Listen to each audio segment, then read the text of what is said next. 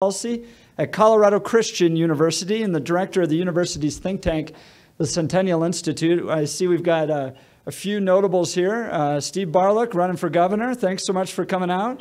Appreciate that. Do we have any other elected officials or candidates in the room?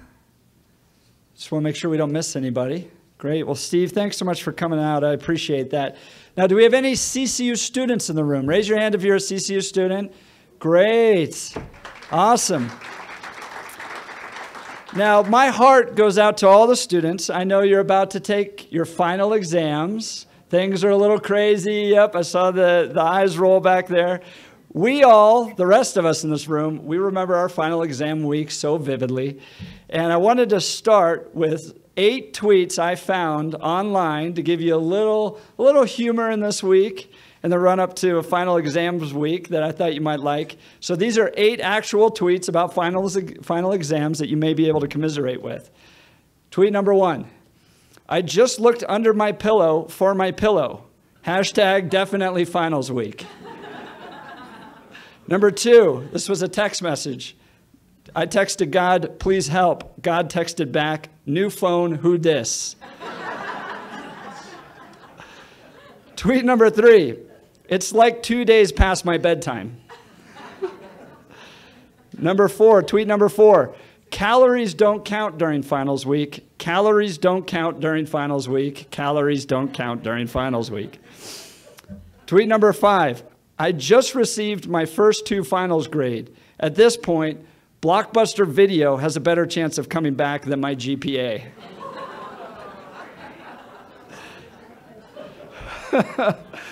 Those of us who remember Blockbuster Video find that funny. The rest, a little old for y'all.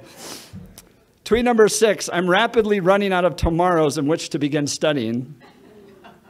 Tweet number 7, Mom, I'm not having fun. Please come pick me up. And tweet number 8, probably the most important to the CCU students here, just a reminder that your dog will love you no matter what you get on your finals. Well, friends, I am so grateful that you are joining us this evening to hear from Dr. Carol Swain as she lectures on race relations in America. To begin this evening, please stand for prayer and Pledge of Allegiance, led by 1776 scholars Ben Lindstrom and Jansen Request. Please join me in prayer. Father God, we thank you for this opportunity to come together as believers who are seeking you and seeking your face. We thank you for the privilege to live in America, to live in a free nation, Lord, and that we have the opportunity to try to solve problems in our nation. And in your word, Lord, you tell us how good and how pleasant it is when brothers and sisters dwell together in unity. And you told us in the Sermon on the Mount, blessed are the peacemakers. But Lord, it often feels like in our nation, we're lacking peace and we're lacking unity. We wake up to news of riots and counter riots, of protests and violence, of finals tweets and lots of really mean tweets as well. And Lord, it can often feel hopeless and like we don't know how to fix our nation. But we know that you have not forgotten our land, Lord, that you still care about us and you want us to seek you. And we thank you for the people who are pursuing peace in our nation and trying to reunite us, one of whom is Dr. Carol Swain. We thank you for the work she's doing, how she's not afraid to speak the truth, Lord, to speak righteousness and justice, and to stand up for your morality, Lord. We thank you for her. We thank you for her joining us this evening. And we ask, Lord, that you'll give her tremendous clarity and insight and winsome communication as she speaks with us this evening, Lord. And we thank you most of all for the ultimate and final peace we have through the grace and truth of Jesus, Lord. And it's in his name that we pray. Amen. Amen. Thank you, Jensen. Please join me for the Pledge of Allegiance. I pledge allegiance to the flag of the United States of America and to the republic for which it stands, one nation, under God, indivisible, with liberty and justice for all. Thank you. You may be seated. Thank you to our 1776 scholars. These are CCU students that volunteer their time with us at the Centennial Institute. The issue we're going to explore this evening is critical to the future of our country. In no uncertain words, racism is a sin. It is a form of human pride that God finds deplorable. The Bible teaches there is neither Jew nor Gentile, neither slave nor free, nor is there male and female, for you are all one in Christ Jesus. And I love the way the Message translation puts this. In Christ's family, there can be no division. I love it. In Christ's family, there can be no division into Jew and non-Jew, slave and free, male and female. Among us, you are all equal. That is, we are all in a common relationship with Jesus Christ. We are all members of Christ's family. We need to bring healing to our land. To help us understand how to heal the racial divisions in our country, I'm proud to introduce to you tonight Dr. Carol M. Swain. And after I'm done introducing her, we're going to watch a brief video, and then she'll come up and speak. She's got a very impressive background. Dr. Swain received her BA from Roanoke College, MA from Virginia Polytech and State University, PhD from the University of Northern Carolina at Chapel Hill, and her MSL from Yale University. Dr. Swain is an award-winning political scientist, a former professor of political science and professor of law at Vanderbilt University, and a lifetime member of the James Madison Society, an international community of scholars affiliated with the James Madison Program in American Ideals and Institutions at Princeton University. Before joining Vanderbilt in 1999, Dr. Swain was a tenured associate professor of politics and public policy at Princeton University's Woodrow Wilson School of Public and International Affairs. Dr. Swain is passionate about empowering others to raise their voice in the public square. She is an author, public speaker, and political commentator. Dr. Swain is the author or editor of 8 books. Her first book, Black Faces, Black Interests, The Representation of African Americans in Congress, won the Woodrow Wilson Prize for the best book published in the U.S. on government politics or international affairs in 1994, and was cited by U.S. Supreme Court Justice Anthony Kennedy and by Justice Sandra Day O'Connor in some of their decisions. In addition, Cambridge University Press nominated her book, The New White Nationalism in America, Its Challenges to Integration, for a Pulitzer Prize. Her latest co-authored book is Abduction: How Liberalism Steals the Hearts and Minds of Our Children.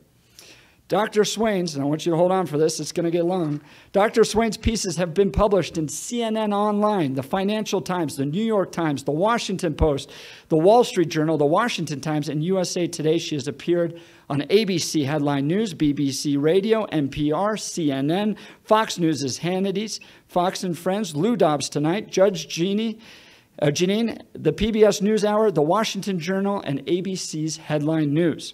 She has had a major role in that movie we saw last year, Hillary's America, The Secret History of the Democrat Party. And who's seen her Dennis Prager videos? She's had 2 of those Dennis Prager videos go viral. If you haven't seen them, Google Dr. Swain and Prager U. Dr. Swain has served on the Tennessee Advisory Committee to the U.S. Civil Rights Commission and the National Endowment for the Humanities.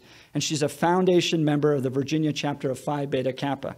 Friends, I'm very proud to introduce to you tonight Dr. Carol M. Swain. We're going to watch the video, and then we'll bring her up. So let's cue the video. Stacy?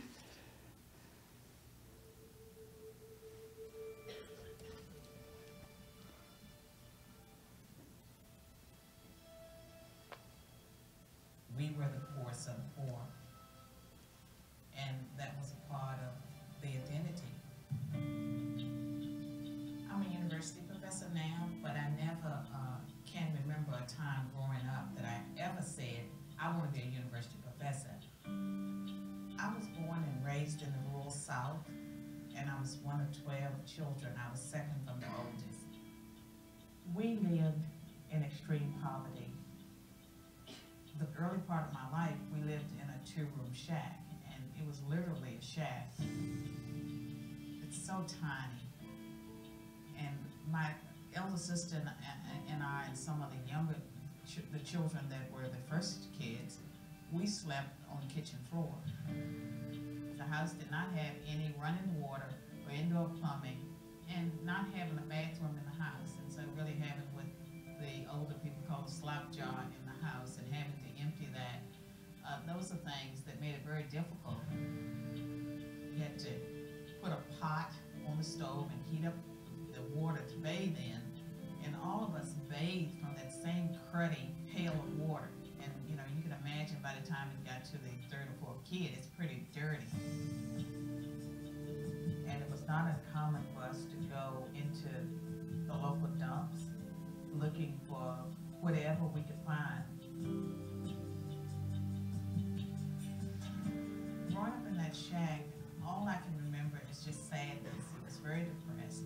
I always felt unloved. There was always conflict in the house. There was never enough of anything. There were fights every Friday when my stepfather got paid. There would be a fight between my mother and the stepfather, but these would be really violent fights. The most graphic memory is my stepfather chasing my mother with an axe, threatening to kill her, and the children, we were running around, you know, grabbing at his legs, trying to protect our mother. Later, my mother moved to the city when I was probably 12 or 13 and became involved with social workers and welfare programs. And what I watched happen in my family was that it became a way of life for her and for some of my siblings. And I saw what a trap welfare is, and for many people, and still for some of my siblings that never held a steady job. At that time, I was a high school dropout. I had dropped out after completing the 8th grade. I felt shame, I felt fear, I was depressed. And so I married at 16, not because I was in love. I married a neighbor that was a little bit older, just to get away from home. Part of the misery that I experienced in my childhood, some of it just continued into my marriage and into my early life. At some point, I started taking bottles of pills and I really wanted to die. I had the experience of being in the hospital after one of my suicide gestures, having a medical doctor tell me that I was intelligent, that I was attractive, and that kind of shocked me because I was, you know, at least 20, 21, and I never heard anyone tell me that I was attractive. He said, you're intelligent, you're attractive, you can do more with your life. I took a job outside the home, I filed for divorce, everything started to change, and at one of the nursing homes where I was working as a nurse's aide, I met an African orderly from Sierra Leone. He said, you ought to go to college. And those words changed my life. I studied hard. I earned my GED. I worked hard doing whatever I could do to get by, and I was able to graduate from a community college, go on to a four-year college, and graduate magna cum laude, and I went on to earn several graduate degrees. Somehow, I always believed that I could do it, that I could better myself, that I was not meant to be poor. I was able to far exceed anything that I imagined for myself or anyone else probably that was watching my life unfold. These milestones, my accomplishments, didn't come easy. It was through hard work, it was perseverance, a can-do spirit that I attribute to the grace of God. It is so amazing what a little encouragement and direction can do. But the system itself doesn't encourage people to better themselves. The social welfare programs that we have in America puts a Band-Aid on the problem, but it does not fix it. The only thing these programs do is create, in the long term, a sense of entitlement that results in a loss of self-worth for the individual.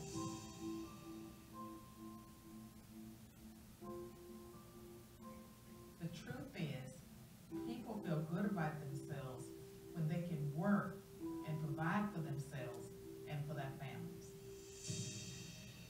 That's it. Great. Ladies and gentlemen, welcome Dr. Carol Swain. Thank you so much. do some more reading of poetry. Thank you. Thank you. Good evening. Good evening. I think it's important for people to know where you came from and for individuals to not forget where they came from. And so that's why I wanted people to see that video and to also, you know, there's a backstory to every story, and that's where I came from. And I didn't know anyone that was a university professor. My family was downwardly mobile. I've learned a lot about the maternal side of my family. My grandmother's father and his father, they were Methodist pastors and missionaries, and they were free blacks. And I only learned that a few months ago, that they were free blacks. And but in any event, by the time it got to my family and my mother, it was, you know, there's dire poverty on that side. And I was one of 12, and all of us dropped out of school after the 8th grade. And we dropped out because of the poverty. And it's a kind of poverty that most people can't imagine. Like nowadays, we talk about poor, and it might mean that you have one car, or maybe you don't have a TV in every bedroom. But, you know, in America today, even the poor people are pretty affluent by the standards of the rest of the world and by the standards that I lived under. But, you know, today in America, there's still some people that live in great poverty. Some of them are poor whites in Appalachia, and some of them are racial and ethnic minorities in Mississippi and various states that are still living in poverty that you would not think would exist. And you hear sometimes a lot about affirmative action, and I will talk a little bit about affirmative action in connection with a book, The New White Nationalism, that was published in 2002.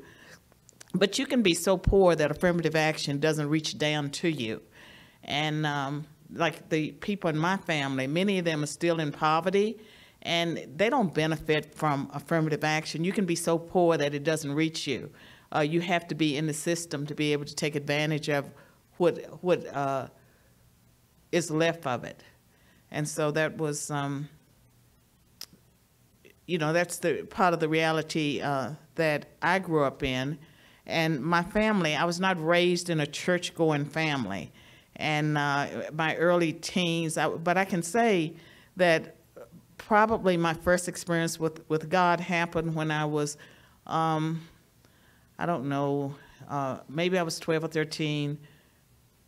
I get all these years mixed up. I'm trying to write a memoir, and I get these years mixed up. All I know is that I was in this Easter program that my grandmother had put together, and there's actually a church that that my grandfather was connected to, and we were in that program, and I had a poem to recite, and I recited my poem, and the sun came down and shone on me in such a way that I knew at that second there was a God. And I felt like I wanted to serve him, and I came off the stage and I told the people that I wanted to get baptized, but I didn't end up getting baptized. And I started studying with Jehovah's Witnesses, and so that was a part of my story. But by the time I was 20, I was doing the suicide gestures. I met the medical doctor who I recently reacquainted myself with. I contacted him and found out that he was 25. When I was 20, he was an intern and a resident, and he remembered me, and he said he always wondered what happened to me. And he's not on the internet. He doesn't have an email. And so we planned to meet. He's in Ohio, and but he didn't know that he had changed my life, because when I had the conversation with him, he reminded me of something I had forgotten. And what I had forgotten was that there was a time in my life when I was smart. And as a young child, despite the poverty and missing lots of school, I remember one year we missed 80 of 180 days. Do you know what happens when you miss 80 of 180 days? Any teachers? Yeah, you fail. And I remember experiences of coming in to school and having a teacher say, "Oh, look who decided to stop by today. Oh, we have a visitor today." And all of those things that some of you teachers may say to people when they don't come to school. And I can also remember a case in particular where one of the students laughed and the teacher said, "What are you laughing at? She may not come to school, but she knows more than you do, and you're here every day." And so that was kind of great for my confidence. But until the doctor, told me I was intelligent, I was attractive, I had forgotten that there was a time when I was smart. And I don't think anyone had ever told me that I was attractive, and that sort of stunned me. And in this early 20s, I guess I was 19 or 20 because I learned about the high school equivalency, but you couldn't take it until you were 20, and you had to wait until your high school class graduated. That was the law in Virginia. And so I actually had to wait to take the test, but I took the test. And I don't want to get too far into my testimony, but I can tell you that I've always believed in the American dream. And I thought I lived in the greatest country in the world. And some of the things that are taking place today, it really saddens me that America is not the country that I thought she was. But I believed in America, and I want to believe in America again. And I think that certainly the people, the older generation, know, like when Donald Trump said, "Make America Great Again," that I don't think he was talking about racism. He was talking about that sense of pride that we had in being Americans. And, the patriotism, like we really thought we were the greatest country in the world. And a lot of us didn't know what the CIA was doing and what, all of these agencies of government. I think they've always been corrupt, but most of us didn't know what they were doing. And so we thought we lived in a great country. And there were Judeo-Christian values. And I can tell you that the people who encouraged me to go to college and who made me feel that I could do anything, it turned out that they were white. And because I was poor and black, the middle-class teachers, they didn't take an interest in the poor kids. They were all focused on the teachers' kids, the other middle-class people's kids. And so people like me that came from poverty, we kind of like fell through the cracks. But the mentors that I had once I started the community college, and then the people that pushed me to further my education, and they were white, they were more conservative, and for some reason God wired me in a way that I actually could not see my handicap. I could not see any handicaps when I was going through school. And it was only when I got in graduate school that I learned that I was black, I was poor, I was a woman, and I couldn't do any of those things I had already done.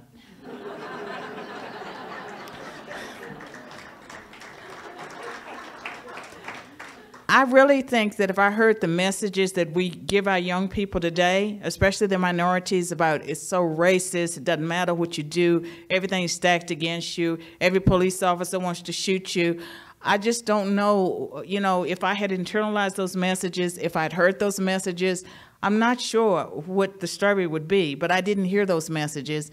And so I was spared from that part of my experience. And so continuing with the backstory, I was steered, never sought to get a PhD. My first degree was in business at a community college. I thought I'd be a store manager. When I applied for jobs, I was told that I needed a 4-year degree.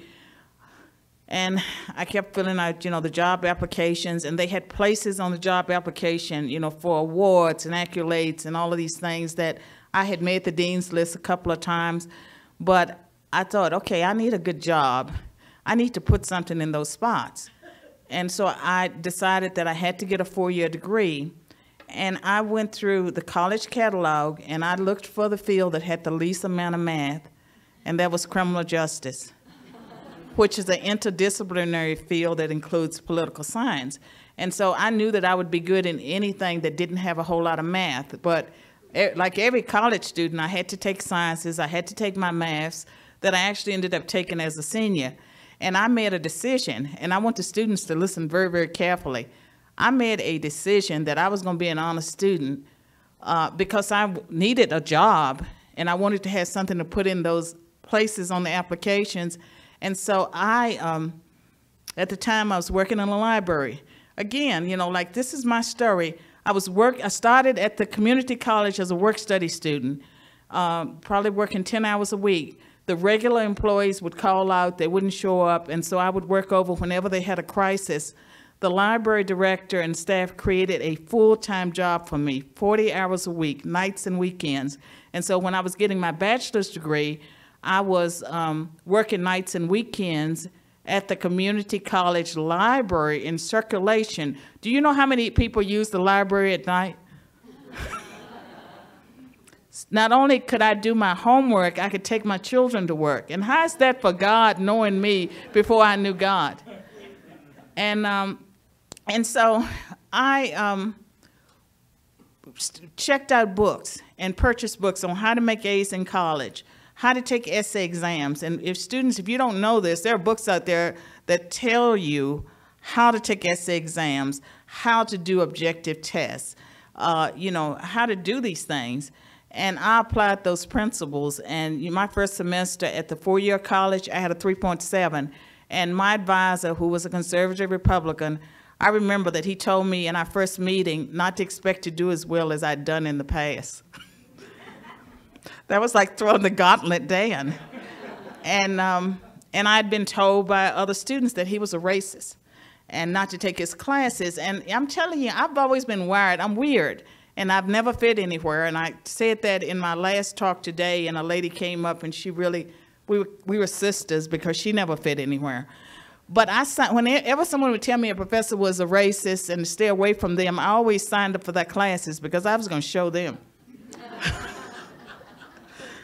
And that professor, and so my first quarter or semester at that college, I had a 3.7 average. But in his class, he gave me a B+, and he said, you almost made an A. And I knew in my heart that I did make an A. He just wasn't going to give it to me the first time around. And we ended up, you know, becoming close friends. But he told me at some point, you are a Republican. It was probably at least 15, I can't know how many years, but it was long, many years later that I actually became a Republican.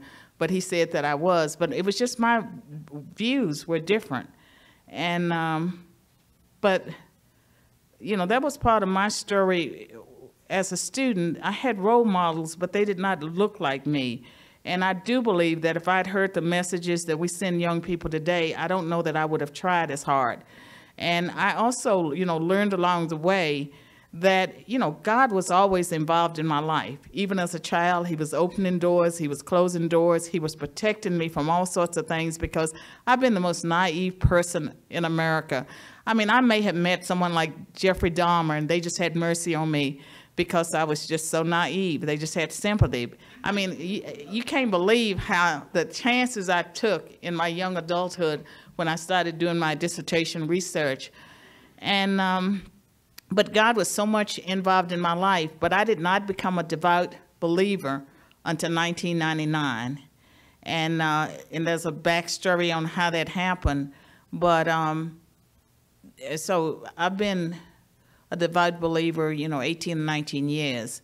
But when I did have my conversion experience, it was very dramatic. And the Lord removed a lifelong fear of public speaking. And I used to be so shy as a child that I would literally forget how to speak. And I would want something, I would need something, and I would freeze up and I could not remember how to formulate words. And then when I was in college, students, you know that class participation is part of the grade. And it doesn't just mean showing up. You got to say something, got to do something. And so I knew that I had to do something. I would write out either a question or a comment, and then I would read it. And the paper would be shaking, and my voice would be quivering. And that's how I got my class participation grade. I forced myself to read the question that I had written. And it sounded like a reading a question that had been written or making the comment just for the grade. And then as a professor at Princeton, that's where I started my career, which shows you God has a sense of humor. Imagine taking someone from the poverty you saw and starting them off at Princeton. And so that was, and by the time I was on the job market, I was known across the country. I mean, I was a hot shot. And I ended up with a signing bonus. And how did that happen? I always mentored well. Young people listening? I mentored well, which meant that when I saw someone doing the job that at that time I was in the track to become a professor, that I was going to do, whatever they told me I need to do to be successful, I did. And so in political science, they say you have to write papers, you have to go to conferences, you know, you have to come up with ideas. Whatever they said I needed to do, that's what I did. And so I was given conference papers as a student. By the time I was on the job market, I was known across the country. I had my own short list of schools, and I got a $25,000 signing bonus. That doesn't sound like a lot of money today, but back in 1989, that was a lot of money. And when I took my first job, the tenure track position at Princeton, well, I mean, that was the most money I had ever earned. But up until that time, I had 1 year while I was visiting at Duke that I earned $30,000. But up until then, if you look at my Social Security earning statements, you know, it's just pitiful. But that was, you know, part of my experience, part of my story. And so I started my career at Princeton just full of confidence. It never crossed my mind I wasn't going to get tenure. And I knew that I was going to get it early. In fact, I announced when they hired me that I was going to do it in 3 years. And I shared with the other group, I knew I could do it in 3 years because John DiIulio, the guy that was the head of my search committee, he had done it in 1 year. And he came from a blue-collar family. And I figured that if John could do it in 3 years, I could do it in 1. Now, if he did it in 1 year, I could do it in 3. And so I went up in the 3rd year. I got it in the 4th year. And it was all, most of what drove me was I was going to prove to people this. I was going to prove that. And it was all about proving stuff. And my success, all of those prizes, it gave me no satisfaction because a lot of times I had already anticipated the prize. I had set myself up for disappointment because the only thing could happen is either I'd get it or I wouldn't. And if I didn't get it, I would have been disappointed. And so it was just a relief. And, you know, it's a terrible way to live your life. If you just, you know, if your identity is just caught up in your job or, you know, recognition. I was very, very miserable. But I got my early tenure, and then God set in motion the circumstances that sent me on this spiritual quest that took me through New Age and Eastern religions and all around the circle before having a Christian conversion experience. But when I had that Christian conversion experience, the Lord removed my fear of public speaking. And it was like gone almost overnight because he impressed on me that he had given me a message bigger than me.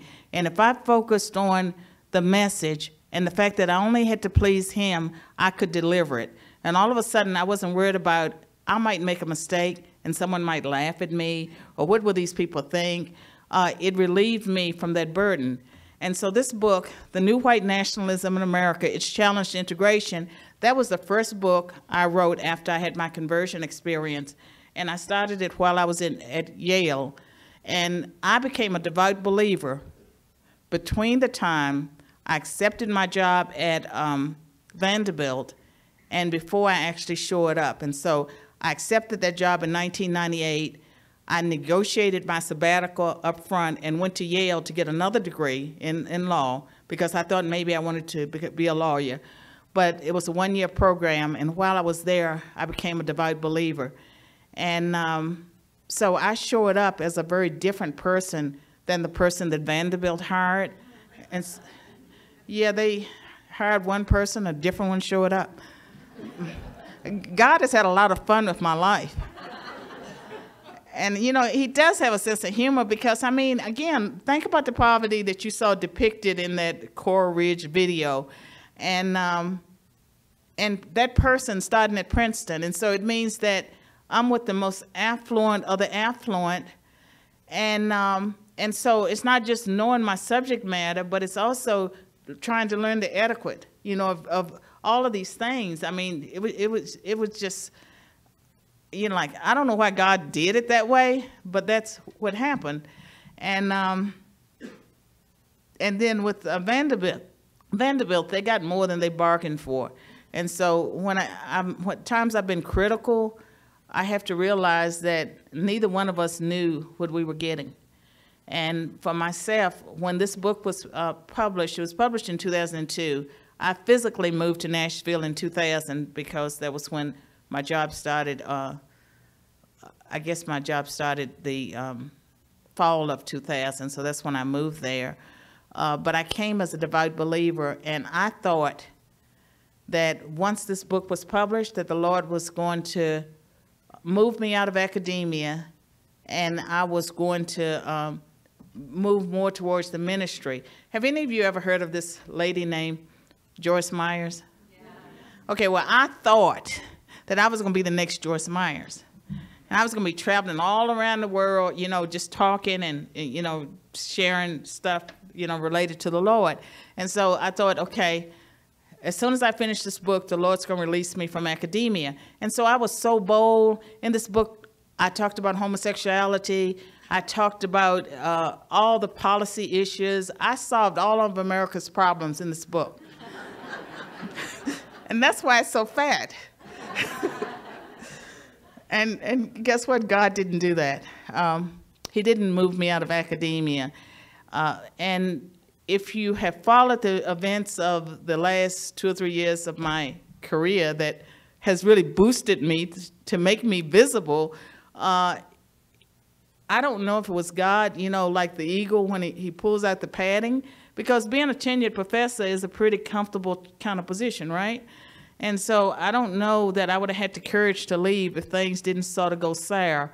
And things started changing, and eventually I took early retirement. And so you're looking at a retired lady here. I took early retirement as of August August this year. And I felt, you know, that I was released to do that. But I also very much feel like the Lord said the world is your classroom, and that part of this retirement gives me the flexibility to go around. You know, I've been speaking for Young America's Foundation. I've been going many places to share a message that I believe that God has given me. I believe that He uniquely credentialed me, and that I have been called for such a time as this.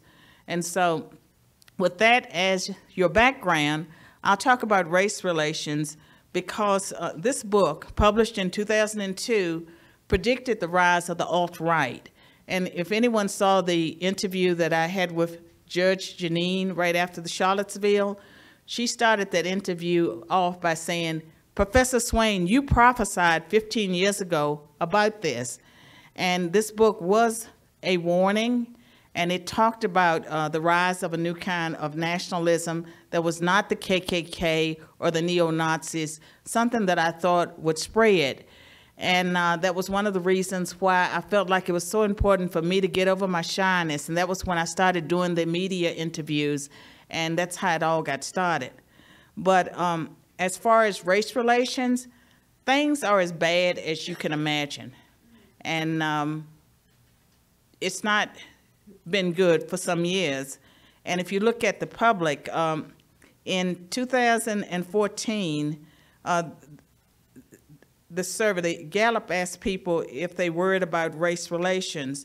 At that time, only 17% of Americans told Gallup they worried about Americans. By March of this year, it was 42%. Now, March of this year, that was before Charlottesville. Can you imagine what the numbers might be now? And when it comes to satisfaction with race, in 2014, 55% of Americans were satisfied, you know, with race relations. Today, in January 2017, it was 17%. And if you, there's been a steep decline in the percentage of Americans who will say that race relations are good.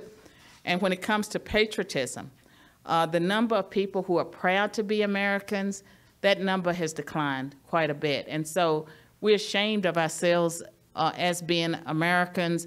We're not getting along when it comes to race relations.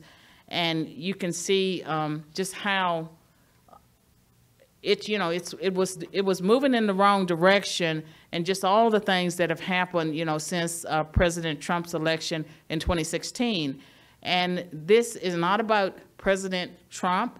And so part of what I'm going to say tonight, when I talk about the new white nationalism, is that most people get it wrong. Like, I would say that many people on the political left, and not just the political left, that many people are painting with a broad brush.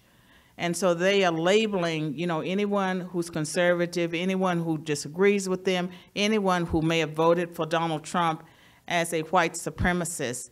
And it's much more complicated than that. And when I wrote the book, The New White Nationalism in America, I called it the new white nationalism to distinguish it from the old style white supremacy, the neo-Nazis, and some of the more extreme groups of that era. And what I drew attention to were 7 conditions that I thought were converging to create a devil's brew for racial and ethnic unrest. And I'm going to read to you at times from the book, and also the conditions that I felt back in 2002 were creating a devil's brew for racial unrest. And any of these things individually might not amount to much, but then when you put them together, converging, then you get this devil's brew. And one of the conditions was the concerns that Americans had about immigration, legal and illegal, and how immigration was changing the demographics of the nation. And back then, the estimates were, or the projections were, that by 2050, the country would be majority minority. That's going to happen before 2050. It may happen before 2045, but it's going to happen before 2050. And by 2020, a majority of the children in public schools will be a racial or ethnic minority. And then the white population itself is aging. And so one of the first issues I identified was the immigration, the demographic changes that were reshaping America. And back then, there were some cities and states that were becoming majority minority, and now they've already become majority minority. And even as that trend continues, it's likely that minorities will be concentrated in maybe 8 or 9 states, and then the rest of the states will be majority white. And that has to do with just how people live. And during the time that I was looking at doing this research, there was a demographer at the University of Michigan named William Frey, and he and this journalist named Jonathan Tarlov had pointed out that people were naturally resegregating based on race, and that the Americans were redistributing themselves. And so people that used to flee racial and ethnic minorities by moving to the suburbs, they were moving to Iowa.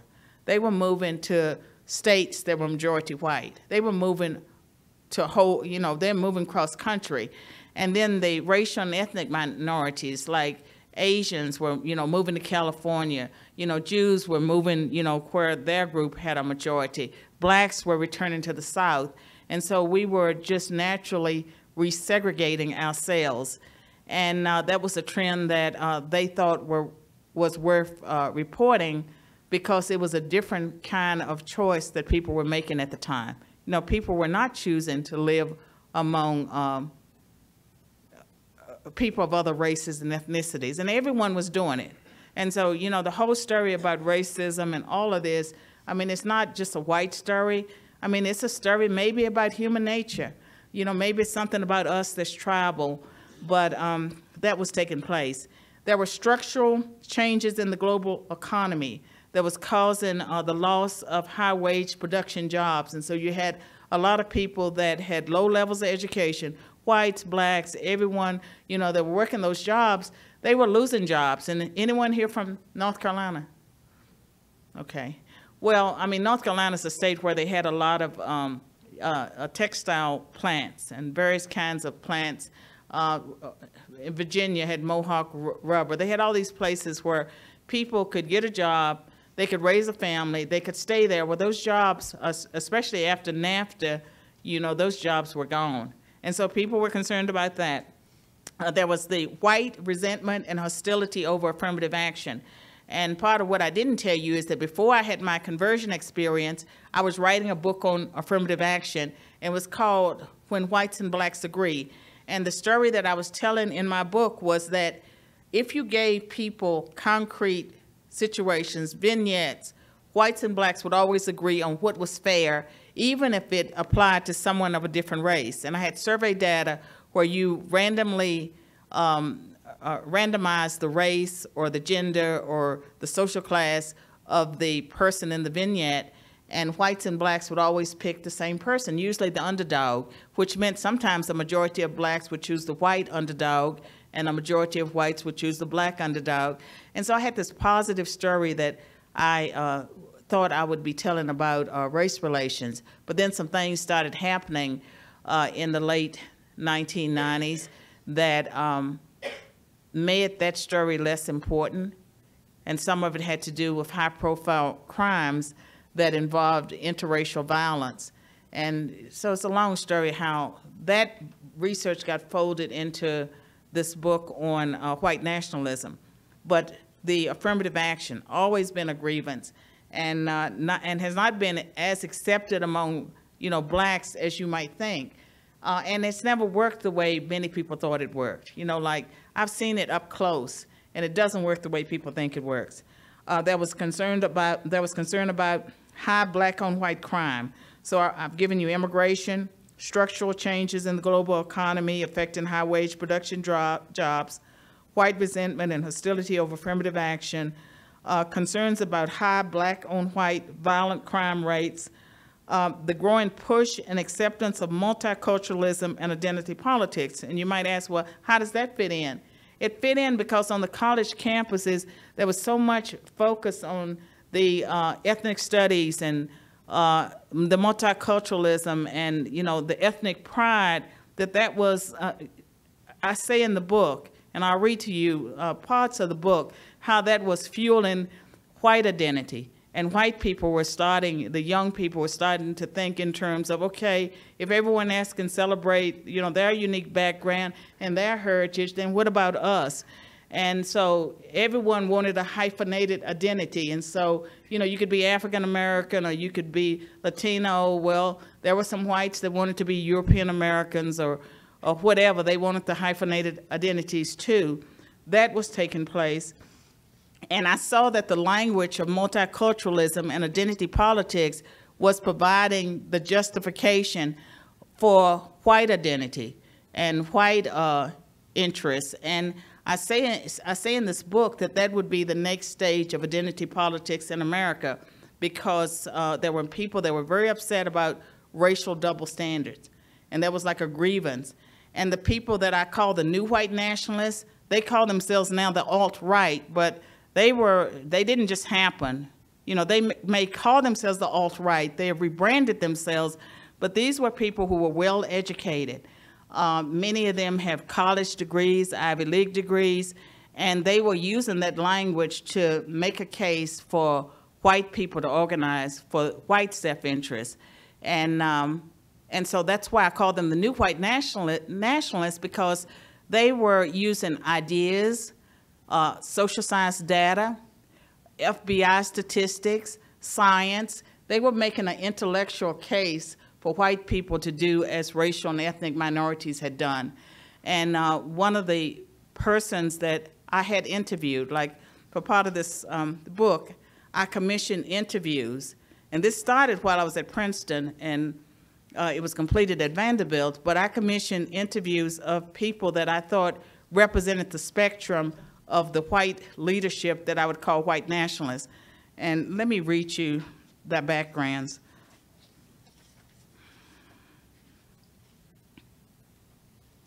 And I had a white interviewer who was a Princeton preceptor, middle-aged Italian, who had a doctorate. The one that I found most fascinating, his name is Jared Taylor. He was the editor of American Renaissance magazine, which is an online magazine, and also the founder of the New Century. I think it's called the New Century Foundation. But what I noticed was that the new organizations that these people were affiliated with, there was nothing in their name that would identify that they were anything about white advocacy. They had names that sounded quite innocent, like American Renaissance, New Century Foundation. And Jared Taylor fascinated me because he was the child of Christian missionaries, and he had been raised in Japan, and a lot of his family, I've learned, are evangelicals, and but he has a bachelor's degree from Yale and a master's degree from the London School of Economics. Perfect gentleman, someone that I would never imagine using racial epithets, and he put forth a very intellectual case about racial double standards and using a lot of history, using a lot of science to make his case, and I knew that someone like that could be persuasive. Another person was Reno Wolf, director of the National Association for the Advancement of White People. I mean, David Duke started it back in the 1970s, I think, when he was in college. And he started it in reaction to the National Association for the Advancement of White People. And let me read a quote from Reno Wolf. And in the interview, you know, he seemed like a very nice person. Now, I didn't meet any of these people. And we got informed consent from them. In fact, they signed 3 releases. And would you believe not a single one of them asked my interviewer, who are you working with? He told them that he was working with a Princeton professor. They never asked. And one of the interviewees was William Pierce, who wrote the Turner Diaries and some other books, and he started the National Alliance. He had a policy of not giving interviews to blacks and Jews, and he was possibly quite dangerous. He died within a couple of months of the book being published. How unfortunate. He was the only one that I was actually afraid of.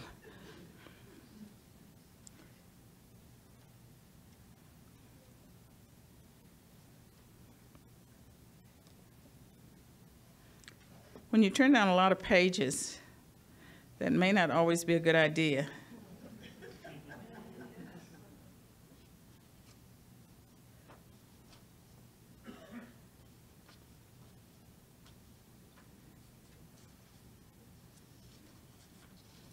I'll find the Reno Wolf quote later.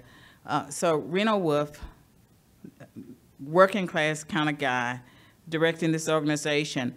Michael Levin, professor of philosophy at the City University of New York. He's Jewish, a white nationalist. David Duke, I mean, how can you do a book on white nationalism without including David Duke? He was one of the interviewees. A guy named Don Black, who started an organization named Stormfront. And Don Black sent his son Dylan, who was active in that movement as a teen. He made the mistake of sending him off to college. And do you know what happened? He got converted. He renounced the racism. He became, he renounced everything. He actually, it had a happy ending. He was embarrassed, he was ashamed, he renounced his father, he renounced everything. Now that's not good if you're sending your Christian child off to college and your child renounces everything, you know, because of what he gets. But Dylan is not part of the white nationalist movement anymore. Michael Hart, another Jewish professor, both of them had PhDs. He was a retired astrophysicist with a PhD from Princeton. He developed a plan for partitioning off the U.S.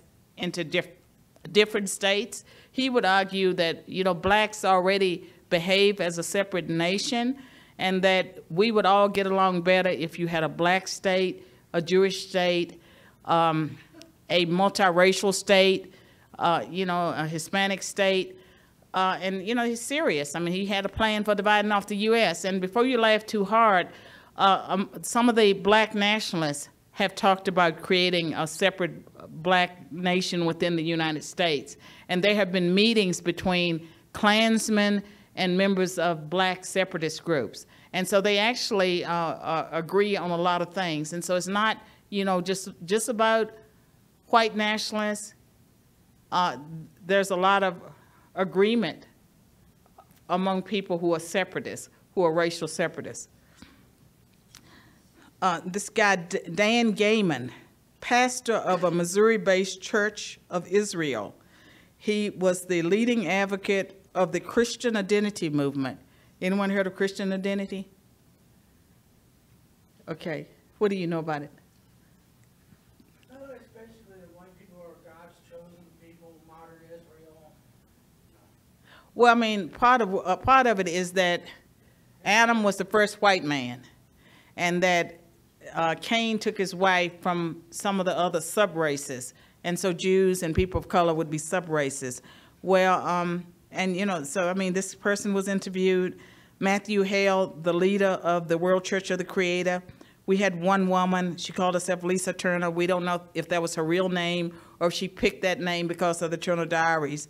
And then William Pierce, he was the head of a neo-Nazi organization, the National Alliance, author of the Turner Diaries, which the FBI called the Bible of the Racist Right.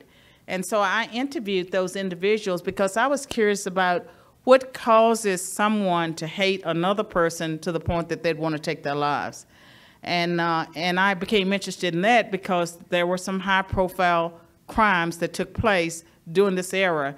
And one involved a young man that was a college student named Benjamin Nathaniel Smith, and who was raised in a middle-class family, or upper class. His mother was a realtor, his father was a physician.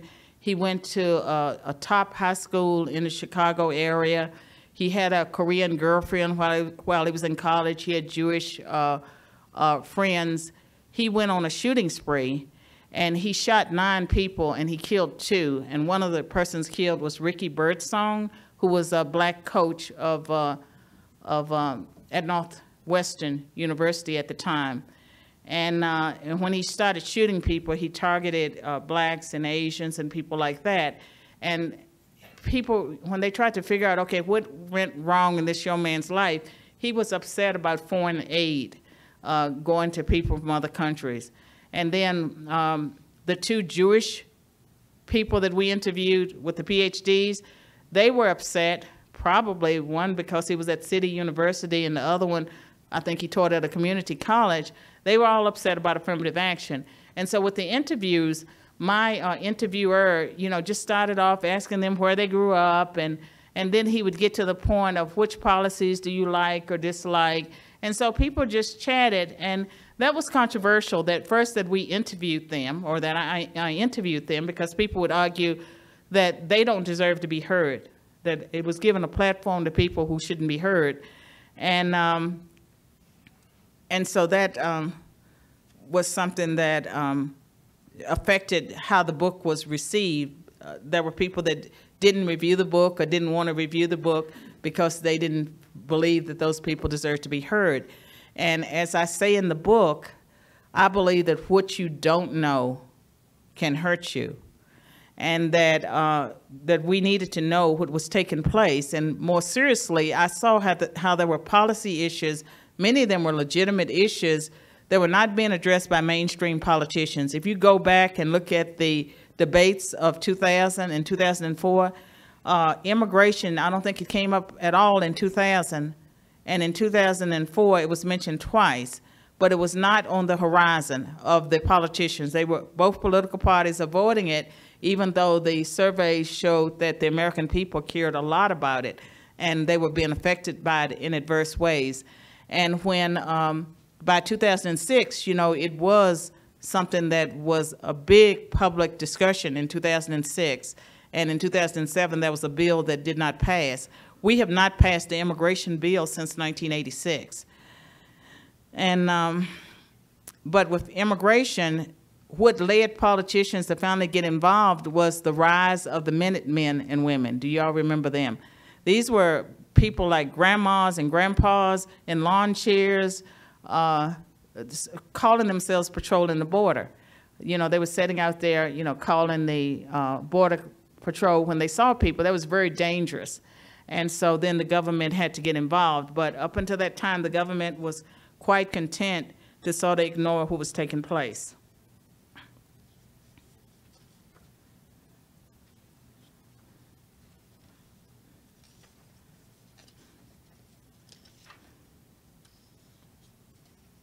I want to read a quote to you from this guy, Don Black. He was the founder of Stormfront, and that is one of the more extreme. I would not put this person among the alt-right, but this is how he described himself. He said, "I think the term white supremacist is an inaccurate description of most of the people that are part of our movement, because white supremacy implies a system such as we had throughout most of the 50s and 60s, in which there was legally enforced segregation and in which whites were in a position of domination. We did have a supremacist-type government in most states, but today the people who are attracted to the white nationalist movement want separation. We are separatists. We believe that we as white people, as European Americans, have the right to pursue our destiny without interference from other races. We believe segregation certainly didn't work, and that the only long-term solution to racial conflict is separation." And then with Michael Hart, he argued that a multiracial state turns all of us, and it hurts whites in particular.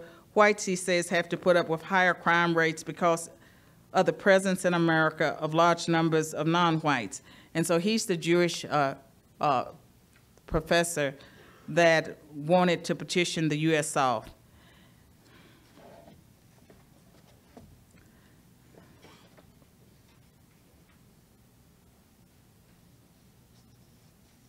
Reno Wolf, this quote, and you know, he's a blue-collar kind of guy, head of the National Association for White People. "The National Association for the Advancement of White People was set up to get us back to the point where everyone is seen as created equal, where everyone has equal opportunity, and where everybody is judged under the same guidelines and the same set of standards. The National Association for White People does not wish to convey the idea that we are a white supremacist type of organization, or that we want to advance beyond other groups. We want to return to the ideal in which racially based politics of affirmative action and special privileges and special programs of any kind, which are given to anybody, no matter what their race, are viewed as contrary to the best interests of race relations in America." And so again, he's talking to a white interviewer. They don't know that a black woman commissioned the interviews.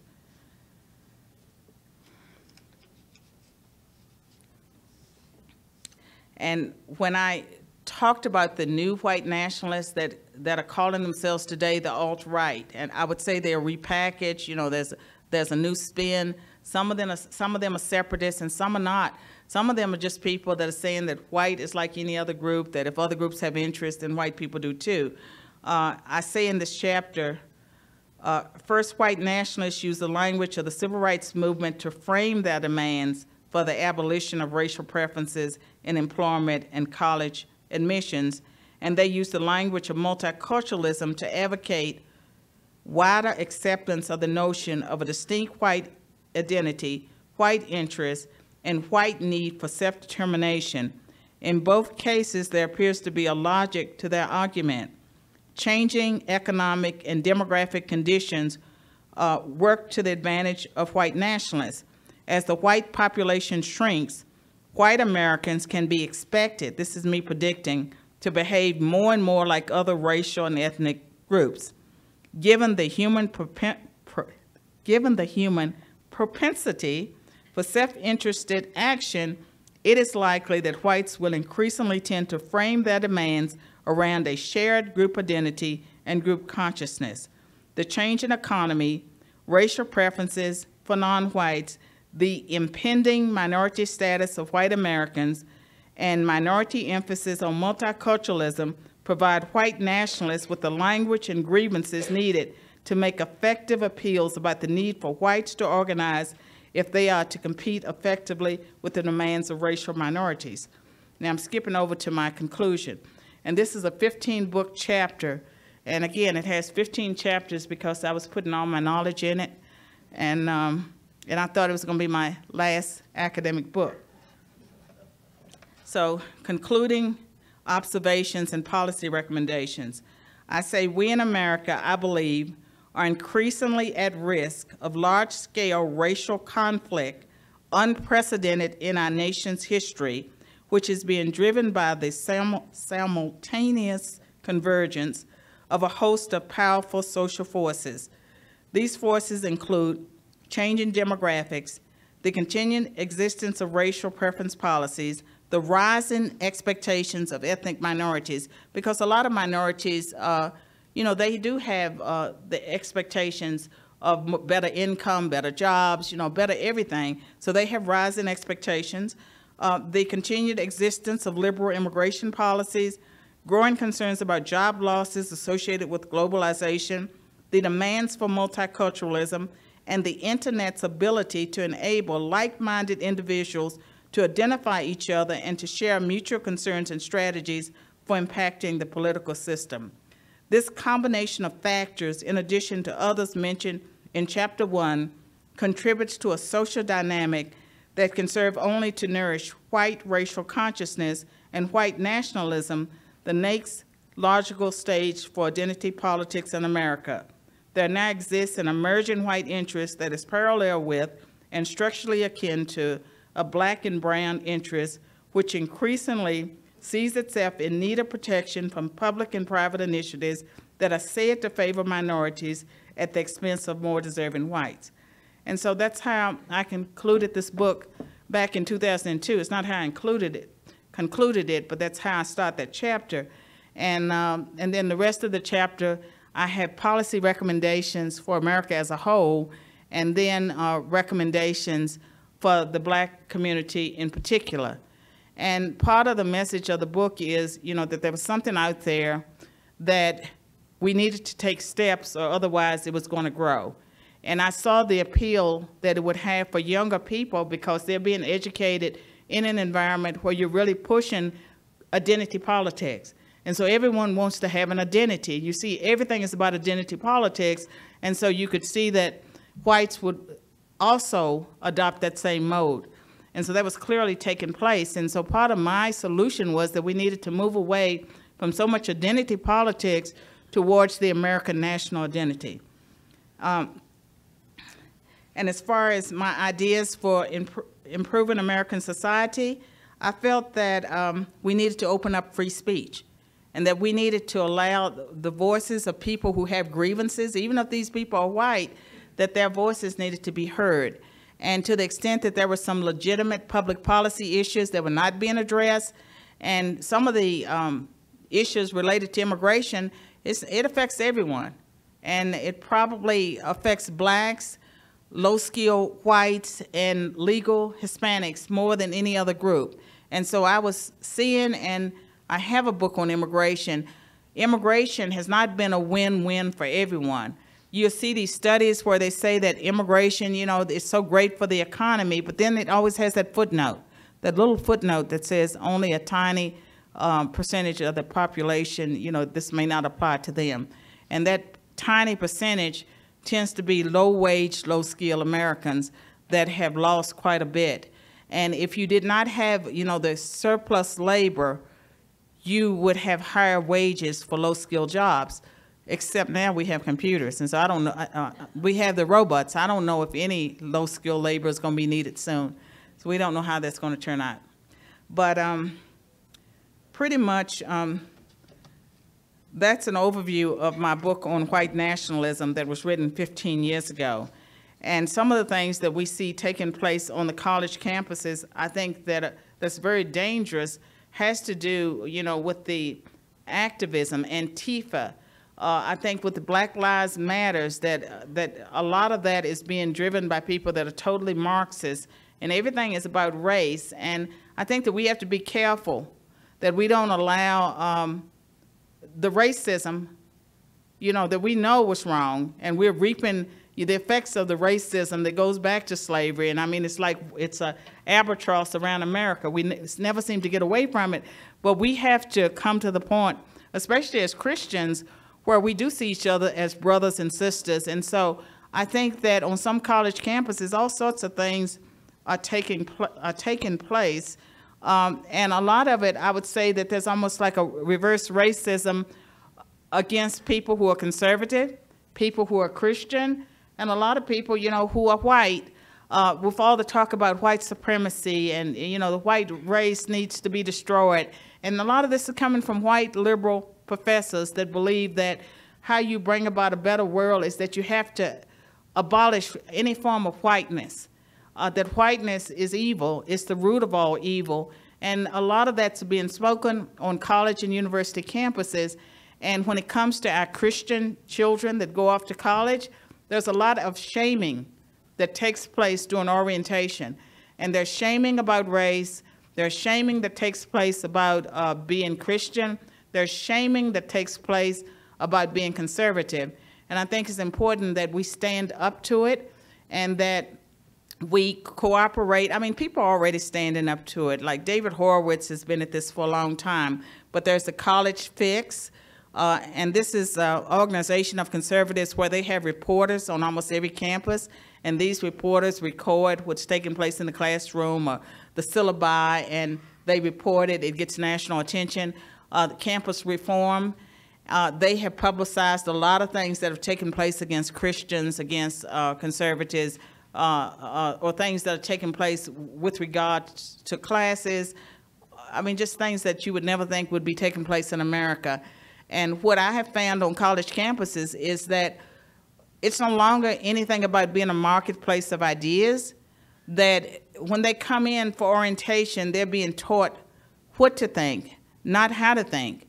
And I think that on a lot of campuses, the conservative students are getting the better education if they survive, because they have to be so strategic. They have to know the arguments of the political left. They have to know what they believe. Either they will be won over or they will come out, you know, much stronger because they have to navigate in those waters. What I find with many of the liberal students on campus is that they come in as freshmen and they know everything. They've memorized the answer to all the great issues of the world. And they can go through if they take the right courses, all they have to do is regurgitate those answers. And for the conservative students, that's not the case. They really do have to be better. But everyone's getting shortchanged in the process. And I think that we have to be careful about where we spend our money. And in Christian universities like this, if they're teaching a biblical worldview, I mean, it's a great foundation for your child, but your child may want to go to law school, and they may want to go to medical school or some other professional school.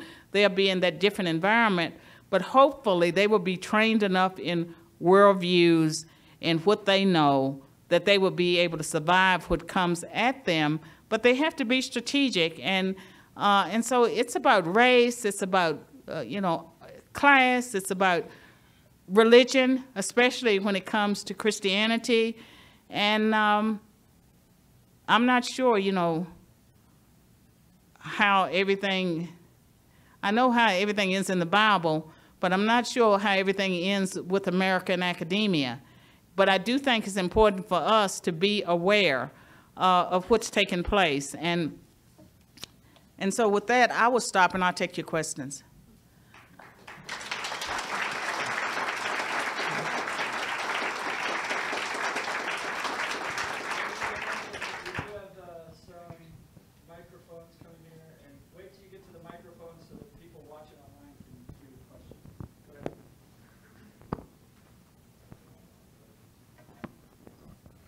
Well, thank you for coming and for all that you're doing to help America.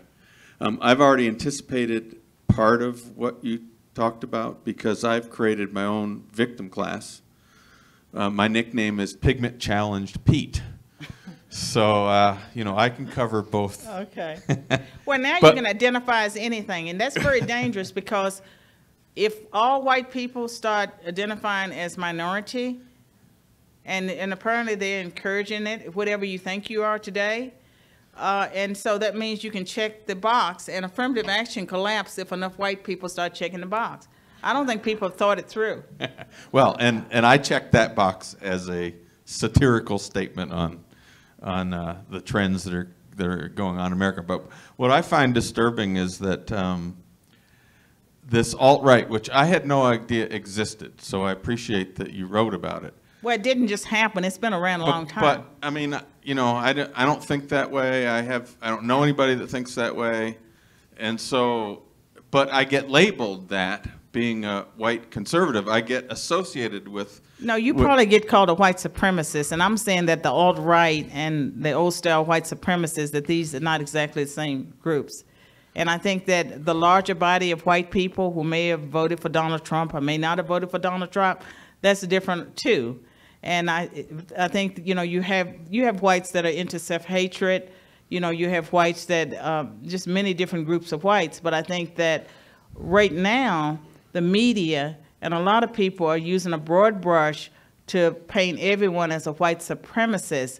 The white supremacists that I think are dangerous, the ones that actually hate and want to kill, you know, I would say that they are a tiny percentage of the population, but this alt-right, you know, these ones that are well-educated, that are actually growing, you know, on college campuses, those are people that are well-educated and they have grievances. They feel like they need to be organized. And I think that the way you would neutralize that is that you listen to people, because the worst thing you can do, and I talk about this in my book, is to have a situation where like-minded people only talk to people who agree with them.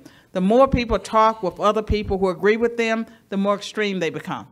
Well, so I'll get my question in is, how do you feel about I'll make a statement that it's my impression that the left in this country and the professors and universities are well invested in creating this divide, and that has the result of encouraging people like the alt-right. I mean, it helps them. And they created them. They have more. Yeah. They call themselves the alt-right, which means alternative right.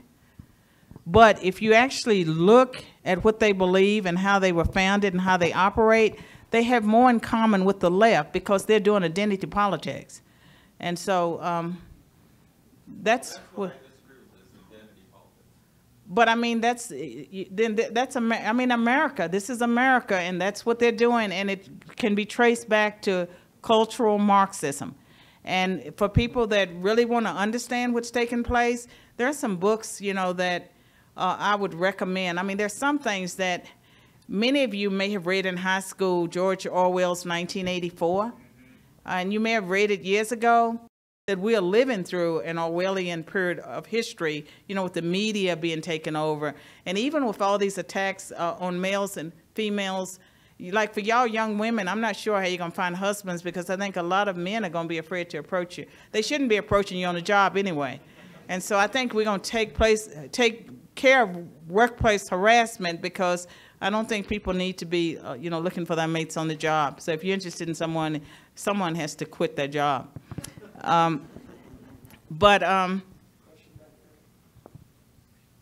Yes. First, thanks so much for coming. You said a lot of things that are probably making a lot of people think. The question that I have, I'm listening to everything you're saying about the alt-right, and I'm listening to how it's a problem. But we're Christians, so we're called to see past that. How do evangelical Christians, how does the Christian community, how does the Christian church do a better job of making these things, making these movements, whether it's the alt-right or Antifa, because I think the two are pretty synonymous. How do we make it where their voice is not necessary because we're doing our job better? I don't know that their voice is necessary, because they are part of the same movement. A lot of that is I mean, I think that if we had a society, you know, just looking at the college campuses where you had real dialogue, where when speakers were brought in to speak, you had a panel, and on that panel was not people that all agreed with one another, that you had one or two people on a panel that may disagree, and so they would thresh out, you know, their ideas. The audience would listen, and, you know, they would decide who won, whether it was a debate or who won the discussion. But you would have people airing their differences. I think that if you had that, it would be better for young people. I don't know that it's necessarily, you know, the greatest way, the greatest thing, the way we do it now is that if you have conservative groups on campus, they bring in their speaker and, you know, maybe the room is filled with people who agree with that speaker and then the protesters who are drowning them out. That's not ideal. Ideally, you'd want to bring in speakers and the whole campus or everyone would hear that speaker and then they would ask questions and those questions would get answered. I don't think the church owns racism. I think that racism is a bigger societal problem, and that it's not just one group. I mean, you've heard the argument that black people can't be racist because to be racist, you have to have power. Have you heard that? That's ridiculous, but that's... Yeah. I get what you're saying. I guess for me, I'm sitting here and I'm listening to what you're saying, and I find a lot of value to what you're saying. But then I listen to the evangelicals that we hear and what their messaging is, and it's not what you're saying. They don't understand what I'm saying. I very rarely hear anyone say what the first speaker had to say, which is racism is absolutely the antithesis of what Jesus came for. I very rarely hear that said. A lot of what I hear and a lot of what the left is hearing, which is causing them to reject a lot of what we need them to hear about us, a lot of what they're hearing is placating. A lot of what they're hearing is justifying, well, yes, they did that and they said that and that's bad, but I'm going to be okay with that because they're going to vote or they're going to say what I need to support my conservative value. I was raised with conservative values. I served my country. I still serve my country, and I'm proud to do so, and I'm proud to be an American. At the same time, I'm a black woman in America, and I recognize that there's a difference for me versus other people that I went to school with and I grew up with. And it's not about me owning that. I don't own that in much the same way you are. I'm ready to prove anybody wrong who thinks that I can't. But I recognize what I'm looking at, and what I'd like to be able to get to hear is, how do we, as a group of Christians, not black Christians, not white Christians, but Christians, why is our messaging not the same? But I mean, because in some, I would say that in the Christian world, there are some Christians that are more into politics than they are into the gospel of Jesus Christ. And, you know, it is the case that the last time I checked, you know, that God didn't have a political party, but I happen to believe that if he did have a political party, it wouldn't be the Democrats. because I don't think that he would be in a party that would support, you know, abortion, that would support, you know, on the homosexuality, and there are just so many things that are unbiblical, and just the fact at that convention they booed God, and they wanted to take out any references to God out of their platform, and this was at the convention before last. And so, you know, like, I think that I don't believe that one particular group owns racism. I see a lot of racism, you know, within the black community and within the Democratic Party and within the liberal left. And a lot of the things that the liberal left, you know, that they have pushed for racial and ethnic minorities, it's not made anyone better off, it's made people worse off. And when it comes to welfare reform and what are you going to do about people like my relatives that are mired in poverty, there has to be a new approach, because what we've been doing over the last, you know, 50 or 60 years, it has not worked. And, you know, there's a place for more creative, compassionate thinking. And when in my church, and I've been in black inner city churches, and I go to a Baptist church now that's predominantly white, I see working in the inner city, in the projects, they're the older white people that are working in the projects. They are Youth for Christ. You know, they are the ones that are working with Teen Challenge. And I don't see many black people or the black churches working in those places with the poor. And I don't know what that's about. And I also know that, and so part of it is like, there's not one group that owns this. There's not one group that owns racism. And when the Baptists at their last convention, you know, there was a floor fight, and they ended up putting out this resolution condemning white supremacy and white nationalism. I think that was a mistake. I think it was a mistake because the Baptists don't own white supremacy and white nationalism, that is a problem for our country. It's not owned by one particular group. It's not owned by one particular group. And I felt like that what was taking place was very political, and that it was inappropriate. You know, my understanding of what a church convention would be about, it would not be a place where you would be pushing those political, social agendas. I mean, that's just my take on what should take place at a church convention, and so other people obviously feel differently. And so, I mean, I don't know what to say other than I think that we have a race problem, and it's cutting many ways. And I think that we're reaching a point where it's very, very dangerous. There's a lot of hatred taking place. You know, there are these knockout games where young people will come and they'll find an elderly person, you know, and what we see is usually some elderly white person, and, you know, just knock them out of hatred. And then this narrative that's being fostered that white police officers, you know, they get up every morning wondering how they're going to shoot someone. You know, that's not healthy for our young people to believe that. But I think a lot of young minorities believe, you know, that the police are their enemies, that they're out to get them. I think that we all have a stake in trying to change that. Okay. Can we get Dr. Swain a round of applause?